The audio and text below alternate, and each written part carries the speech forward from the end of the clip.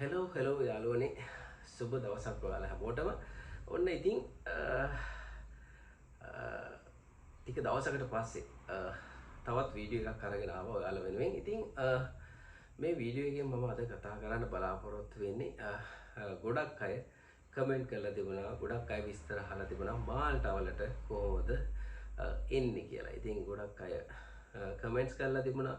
ඉතින් ඒ හැමෝටම පුළුවන් විදියට මම රිප්ලයි එකක් දුන්නා. ඉතින් සමහරක් කමෙන්ට් මගේ අරුණා මොකද්ද හේතුව කාර්යබහුල බව නිසා. ඉතින් ජොබ් එකත් එක්ක තමයි මේ channel එකේ වැඩත් කරගෙන යන්නේ. ඉතින් ගොඩක් අයට විස්තර දුන්නා. ඒගොල්ලෝ අහන දේවල් වලට මම පිළිතුරක් ලබා දුන්නා. පුළුවන් හැමෝටම මට මැසේජ් කරලා තිබුණා ගොඩක් අය. ඉතින් ඒ හැමෝටම පුළුවන් විදියට මම උපකාර කරා. ඉතින් මේ වීඩියෝ එකෙන් මම අද කතා කරන්නේ ඉතින් ගොඩක් අය ඒ මැසේජස් වලින් ඒගොල්ලෝ මට අහලා තිබුණේ කොහොමද මාල්ටවලට එන්නේ, කොහොමද ජොබ් එකක් ගන්නෙ, කොහොමද මේ වැඩේ කරගන්නේ, මොන වගේ දේවල්ද මේකට ඕන, කොහොමද ඒගොල්ලෝ මේ process එක පටන් අරගෙන ඉස්සරහට අරගෙන යන්නේ කියන දේ ගොඩක් අය අහලා තිබුණා.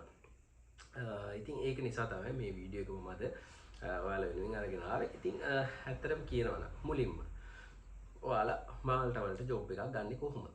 ඉතින් ඒක ගන්න නම් ඔයාලා මුලින්ම මාල්ටවල ජොබ් ඔෆර් එකක්, ජොබ් ඔපචුනිටි එකක් ඔයාලා අරගෙන ජොබ් ඔෆර් එකක් ගන්න ඕනේ. ඉතින් ඒක කරන්න නම් මුලින්ම ඔයාලා ඔන්ලයින් ඔයාලගේ තියෙන ස්කිල් එකත් එක්ක ඔයාලා ජොබ් එකකට ඇප්ලයි කරලා ඊට පස්සේ ඉන්ටර්විව් ගිහිල්ලා ඒකෙන් පස්සේ ඔයාලට ජොබ් ඔෆර් එකක්, ඇග්‍රීමන්ට් එකක් කම්පැනි එකෙන් ඔයාලට එවන්න ඕන. ඒක ආවට පස්සේ ඒ ඇග්‍රීමන්ට් එක හෝ ජොබ් ඔෆර් එක සයින් කරලා ඔයාලා අපව එව්වහම ඒගොල්ලෝ ඔයාලට තව එවනවා ජොබ් ප්ලස් ඩොකියුමන්ට් එකක්. ඒ වගේ මෙහි තියෙන තව ඩොකියුමන්ට්ස් කීපයක්. ඒ ටික ඔයාලට එවනවා සයින් කරලා එවන්න කියලා. ඉතින් මේ සයින් කරලා එව්වට පස්සේ ආපහු සැරයක් ඔයාලා එක සයින් කරලා එව්වහම පස්සේ මේ මාල්ටවලට ඉතින් ඒගොල්ලෝ ඒක ඩෙන්ටිටි මාල්ටා වෙබ්සයිට් එකකින්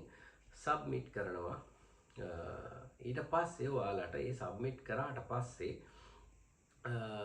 ඔයාලට සමහරක් වෙලාවට ඒක ඔයාලා ඒජන්ට් කෙනෙක් ඒ වගේ මාර්ගයකින් එනවා නම් ඒගොල්ලෝ ගොඩක් වෙලාවට ඔයාගේ ඊමේල් එක ඒකට දාන්නේ නැහැ. ඉතින් එතකොට ඒක දාන්නේ යාළුවගේ ඊමේල් එක එක්ක කම්පැනි ඊමේල් එක. සමහරක් වෙලාවට එහෙම ඔයාලට ඒකේ ලින්ක් එකක් හම්බ වෙන්නේ නැහැ. ඔයාලට ඔන්ලයින්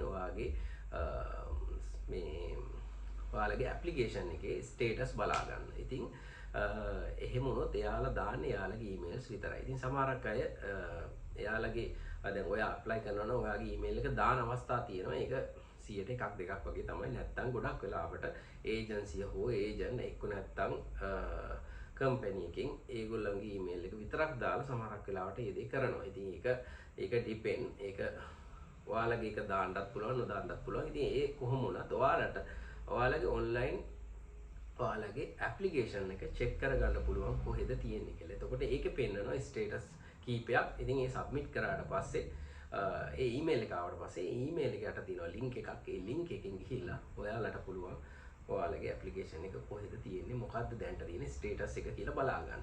ඉතින් ඒක තමයි ක්‍රමේ. සාමාන්‍යයෙන් මාල්ටවලට ඔයාලට ජොබ් එකක් හම්බුනාට පස්සේ ඔයාලගේ ඇප්ලිකේෂන් එකක් ඇත්තටම දාලා තියෙනවද නැද්ද කියලා බලා ගන්න පුළුවන්.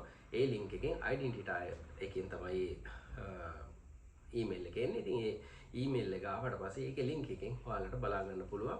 ඒකේ තියෙනවා ඒ ලින්ක් එකේ උඩ ඔයාලට ගියාට පස්සේ ලින්ක් එක ඇතුළට ගියාට පස්සේ පෙන්නනවා ඔයාගේ නම, රෙෆරන්ස් නම්බර් එකත් එක්ක. ඊට පස්සේ ඒක තියෙනවා ඒකේ පෙන්නන යට submitted ඒක නැත්තම් pending submission by employer ඒ වගේ කියලා ඒකේ ස්ටේටස් කීපයක් තියෙනවා. ඉතින් ඒ ස්ටේටස් එක ඔයාලට පෙන්නනවා දැන්ට තියෙනවා ඔයාලගේ.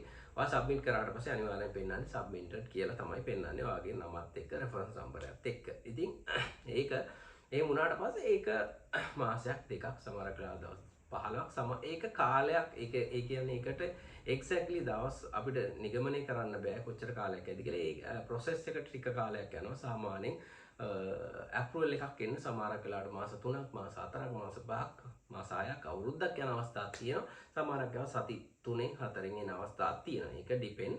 ඉතින් එතකොට ඒ සබ්මිට් කියලා ඔයාලාට චෙක් කරගත්තට පස්සේ සාමාන්‍යයෙන් මාසයක් දෙකක් තුනක් ඔයාලට ඒක චෙක් කරන්න පුළුවන්. anyway කොහොම හරි ඒක ස්ටේටස් එක වෙනස් වෙනවා. ඉතින් ඒ ස්ටේටස් එක වෙනස් වුණාම ඔයාලට පේනවා ඊළඟට processing by third parties කියන ස්ටේටස් එක ඒකට මාරු වෙනවා. සබ්මිට් එකේ තියලා processing by third parties කියන එකට මාරු වෙනවා. ඉතින් එතකොට ඔයාලට ඒ ස්ටෙප් එකට ආවට පස්සේ සමහරක් වෙලාවට ඒක තමයි ෆයිනල් ස්ටෙප් එක ඔයාලට පෙන්වන. එතකොට මේ ඒකෙන් පස්සේ ඔයාලට සමහරක් වෙලාවට සති 2ක් 3ක් 4ක් වගේ ඇතුළත මාසයක් ඇතුළත ඔයාලගේ අප්‍රූවල් ප්‍රින්සිපල් ලෙටර් එක ඔයාලට අර දාපු මම කියවනේ අර කම්පැනි දාන කම්පැනි ඊමේල් එක නැත්තම් ඒජන්ට්ගේ ඊමේල් එකට ඒක එනවා දවසක් හෝ දෙකක් ඇතුළත ඒක එනවා. ඒක හැබැයි එතනින් එහාට දැන් මම කියවනේ processing by third parties කියලා ඒක වෙනස් වෙනවා. approval principal letter is available කියලා. එහෙම ආවට පස්සේ තමයි අර ඊමේල් එකට දවසක් හෝ දෙකක් ඇතුළත ඔයාලට approval principal letter එක හම්බ වෙන්නේ. ඉතින් එතකොට අන්නේ approval in principle letter එක ආවට පස්සේ තමයි ඔයාලගේ visa process එක කරන්න පුළුවන්. එහෙම නැතුව කිසිම විදිහකට වීසා එකක් ඔයාලට ගන්න බෑ. ඔය approval in principle letter කියන එක අනිවාර්යෙන් ඔයාලට තියෙන්නම ඕන. ඒක හොඳට මතක තියාගන්න. නැතුව වෙනත් කිසිම ડોකියුමන්ට් එකක් ඔයාලට තිබිලා අරම කරනවා මෙහෙම කරනවා කියලා කවදාවත් ඔයාලට වීසා එකකට ඇප්ලයි කරන්න බෑ. ඒක තමයි process එක වෙන්නේ කොහොමද කියන්නේ. එතකොට ඊට පස්සේ ඔයාලා කොහොමද approval එක ආවට පස්සේ ඉතුරු වැඩ ටික කරගන්න. වීසා එක ගැන වීසා එක ගන්නෙ කොහොමද? වීසා එකට ඇප්ලයි කරන්නේ කොහොමද? ඉතින් ඒක වෙන්නේ මෙහෙමයි. approval එක ආවට පස්සේ ඔයාලට තියෙනවා ડોකියුමන්ට් කීපයක් හදාගන්න. පළවෙනි ડોකියුමන්ට් එක තමයි ඔයාලා මෙහෙන් ගන්න ඕන ડોකියුමන්ට් ඔයා ඉන්විටේෂන් ලෙටර් එකක් ඔයා ඉල්ල ගන්න ඕනේ ඔයාගේ කම්පැනි එකෙන් වැඩ කරන තැනින්. ඔයා මාල්ටාවල ඔයා ජොබ් ඔෆර් එක සයින් කරන කොන්ට්‍රැක්ට් එක සයින් කරන කම්පැනි එකේ ඔයාට ඉන්විටේෂන් ලෙටර් එකක් තියෙන්න ඕන. ඊට පස්සේ ඔයාට තව තියෙනවා ඇප්ලිකේෂන් වීසා ඇප්ලිකේෂන් ෆෝම් එක ෆිල් කරගන්න තියෙනවා. ඒ වගේම මාල්ටාවල ඔයාලා ඉන්න ඔයාලට වීසා එක හම්බුනාට පස්සේ ඉන්න තැනක් තියෙනවා කියලා ඔයාලා ඒකට කියන්නේ ડોකියුමන්ට් එකේ නම accommodation proof of accommodation එහෙමත් කියනවා. ඉතින් proof of accommodation document එක ඔයාලට තියෙන්න ඕනේ. ඒක ඔයාලා ගන්න ඕන. ඉතින් ඒක ඔයා මෙහි කෙනෙක්ගෙන් හරි නැත්නම් ඔයා දාන කම්පැනිකින් හරි එහෙම මුදලක් ගෙවලා වුණා ඒක කරගන්න. සමහරක් වෙලාවට ඒජන්ට් කෙනෙක් ඒජන්සි එකෙන් දැම්මොත් අනිවාර්යෙන් මුදලක් ගෙවලා තමයි ඒක ඔයාලට කරගන්න වෙන්නේ. ඉතින් කම්පැනියක් ඔයා ඩිරෙක්ට් ඇප්ලයි කරලා එහෙම සෙට් කරනොත් කම්පැනි එකනොත් එහෙම සමහරක් වෙලාවට හොයලා දෙන අවස්ථා තියෙනවා. බට් 99%ම ඔයාලා ඒකට මුදල් ගෙවලා හොයාගන්න වෙනවා. ඉතින් එතකොට ඒකත් එක්ක ඊට පස්සේ ඔයාලට තියෙන ෆ්ලයිට් ටිකට් එකක් දාගන්න තියෙනවා ඩමි එකක්.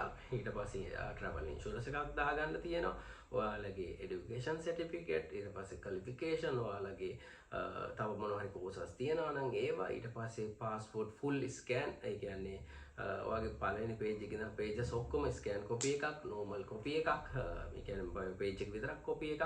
ඊට පස්සේ ওই තියෙන ડોකියුමන්ට්ස් ටික ඔක්කොම අරගෙන ඔයාලා යන්න ඕන VFS එකට. ඒ VFS එකට යන්න කලින් ඔයාලා මුලින්ම VFS අපොයින්ට්මන්ට් එකක් දාගන්න ඕනේ. ඒකට මුදලක් ගෙවන්න තියෙන ඔන්ලයින් තමයි ඒක කරගන්න තියෙන්නේ. ලංකාවේ දැන් ඒකත් මතක් කරනවා VFS ඔෆිස් එකක් තියෙනවා. ඔයාලා ඉන්දියාවේ යන්න ඕනේ නෑ මේ වීසා ප්‍රොසෙස් එක කරගන්න. ලංකාවෙන් ඔයාලට වැඩ කටයුතු ටික ඔක්කොම කරගන්න පුළුවන්. ඊට පස්සේ VFS අපොයින්ට්මන්ට් එක දැම්මම පස්සේ ඒ දවසට අර මං කියපු ડોකියුමන්ට්ස් ටිකයි පාස්පෝර්ට් එකයි අරගෙන VFS ඔෆිස් එකට ගිහිල්ලා එතනටත් 55000 ගාණක් මං හිතන විදියට ගෙවන්න තියෙනවා මට මතක විදියට. ඉතින් ඒ ටිකත් ඒක කෑෂ් අරන් යන්න ඕන අනිවාර්යයෙන්ම. ඒක අරන් ගිහිල්ලා ගෙවුවට පස්සේ ඔයාලගේ ડોකියුමන්ට්ස් ටික ඒගොල්ලෝ ආපහු ඔයාලගේ ડોකියුමන්ට්ස් ටික එතනින් ස්කෑන් කරලා ඔයාලා අරන් යන ડોකියුමන්ට්ස් ටික ආපහු ඔයාලට බාර දෙනවා. ඉතින් ඊට පස්සේ පාස්පෝර්ට් එකත් එක්ක ඒගොල්ලෝ ඒක පැක් කරලා ඒගොල්ලෝ ඒක යවනවා. ඉතින් ඕක තමයි process එක. ඒ ඔයාලා VFS ගිහිල්ලා ඔයගොල්ලෝ ඩොකියුමන්ට්ස් බාර දුන්න දවසේ ඉඳන් මාස දෙකමාරක් වගේ කාලයක් යනවා ඔයාලට ආපහු පාස්පෝර්ට් එක අතට හම්බ. ඉතින් ඔන්න ඔහොම තමයි වෙන්නේ. ඉතින් මාස දෙකමාරක් ගියාට පස්සේ ඔයගොල්ලන්ට පාස්පෝර්ට් එක ඔයාලගේ අතට හම්බ වෙනවා. ඉතින් ඒ ආවට පස්සේ තමයි ඔයාලට බලා ගන්න වෙන්නේ ඔයාලගේ වීසා එක ඔයාලගේ පොතට වැදිලාද කියලා. ඉතින් එහෙම නැතුව වෙන ක්‍රමයක් නෑ බලා ගන්න. ඉතින් ඒ වගේ ඔයාලා පාස්පෝර්ට් එක අතට ගත්තට පස්සේ වීසා එක හම්බෙලා නම් ඕගොල්ලන්ට බලා ගන්න පුළුවන්. එහෙම රිජෙක්ට් වෙලා නම් ඔයාලට වීසා රිජෙක්ෂන් ඒගොල්ලෝ ඩොකියුමන්ට් එක ගෙවනවා.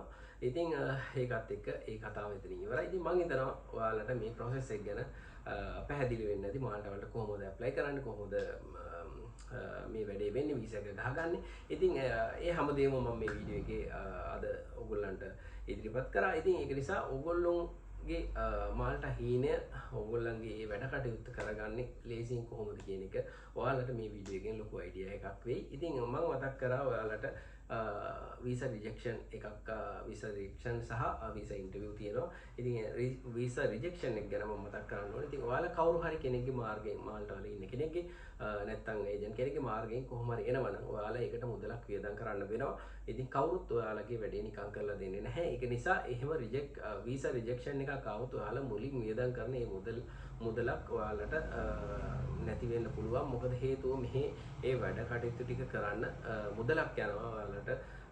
මොකද ඩොකියුමන්ට් හදන්න එක්ක accountant එක්ක identity මාල්ට ගෙවන්න ඕනේ. ඒ වගේ කීප දෙනෙක්ගේ අතරට ගිහිල්ලා තමයි මේක එන්නේ. ඒක නිසා ඒක මතක තියාගන්න. මම ඒක මතක් කරන්නේ මොකද හේතුව ඒක ගැන මගෙන් අහලා දුන්නා කීප දෙනෙක්. ඉතින් ඒක නිසා මතක තියාගන්න. එහෙම ඔයාලා මෙහි කෙනෙක්ගෙන් සහ ඒජන්ට් කෙනෙක්ගෙන් කවුරු හරි මාර්ගයකින් එනවනම් ඉතින් ඒකට මුදලක් වියදම් කරොත් අර වීසා රිජෙක්ෂන් එකක් ආවොත් ඒකට ආපහු ඒක රිෆන්ඩ් වෙන එකක් නෑ. ඒක සාමාන්‍ය දෙයක්. මොකද හේතුව ඔයාලගේ වැඩ කටයුත්තට මෙහි ඒගොල්ලෝ ඒකට මුදල් වියදම් කරනවා. ඉතින් ඒක නිසා ඒකත් මතක තියාගන්න. ඒ වගේම ආයෙ මතක් කරන්න ඕන විශේෂ කාරණාවක් තියෙනවා. ඕගොල්ලන්ට මාල්ටා වලට එන්න ඉන්නවනම් අනිවාර්යයෙන්ම ඕගොල්ලොන්ගේ වීසා කන්සල්ටිං පැත්ත මම දැන් පටන් ගන්න තියෙනවා. වීසා කන්සල්ටිං කරනවා මම.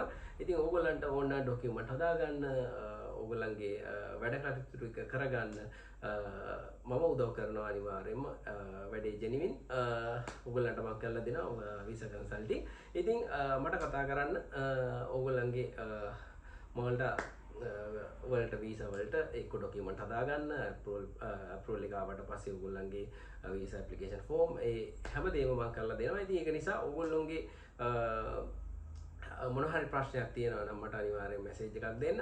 මම පුළුවන් වෙලාවට අනිවාර්යෙන් රිප්ලයි එකක් දෙනවා. ඉතින් ආයෙ මතක් කරනවා වීසා කන්සල්ටිං කරනවා මම. ඉතින් ඕගොල්ලන්ගේ පැත්තෙන් ඕගොල්ලන්ට ඒ සර්විස් එක අවශ්‍ය නම් අනිවාර්යෙන් මට කතා කරන්න. මගේ පැත්තෙන් මම මේ වැඩේ කරලා දෙනවා ජෙනුවින්ලි. ඉතින් ඔයාලගේ මාල්ටා හීනය හදවතින්ම සැබෑ වෙන්න කියලා ප්‍රාර්ථනා කරනවා. ඉතින් ජයෙන් ජය වේවා. සුබ දවසක් ඔයාලා හැමෝටම.